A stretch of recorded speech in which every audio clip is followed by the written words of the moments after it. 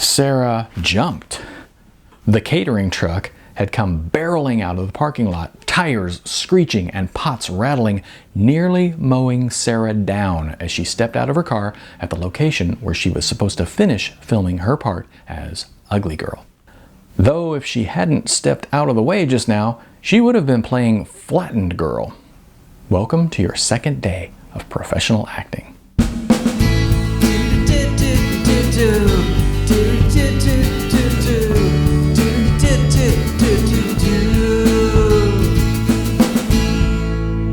Hi, I'm Neil A. Yeager, and today I'm reading from my novel, Non-Hollywood.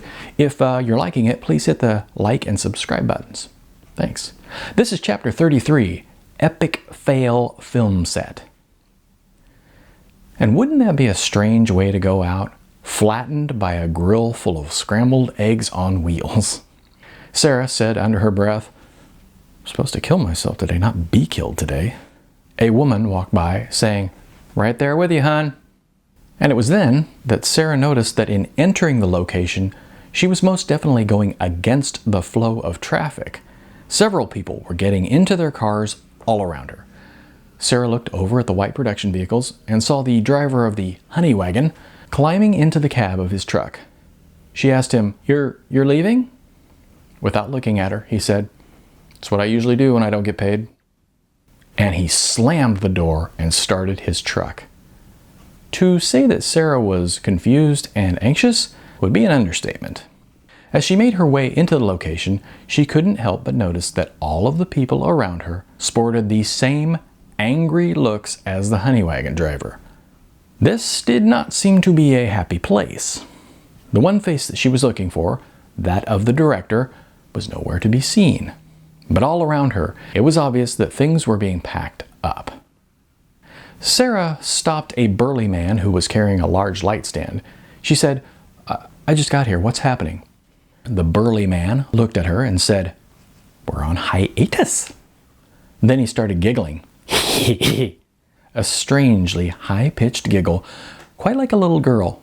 "They ran out of money, so now we've got a temporary stoppage." "Yeah, right." He said again and giggled disturbingly. Sarah really wanted to know just how temporary this temporary stoppage was supposed to be, but that giggling covered her arms in goosebumps.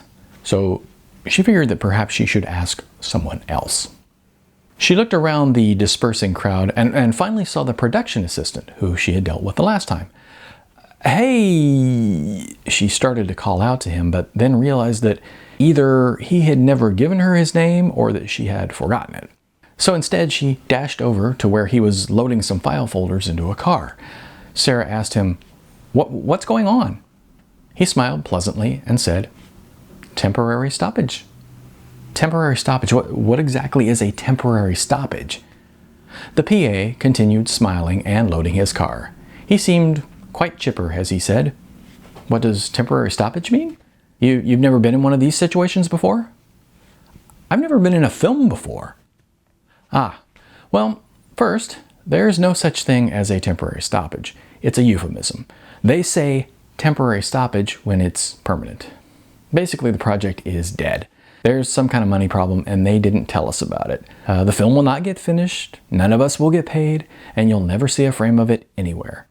Not even a crappy video release in the bargain bin," he said as he finished loading the car. "It happens." He looked at Sarah and again smiled pleasantly and said, "And now I need to go find another gig before rent day happens."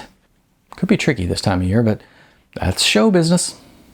And as he hopped in his car, he said, "See you on another shoot on down the line." The production assistant, whatever his name was, drove away, and Sarah stood there watching the various crew members load up and head out. So that was that.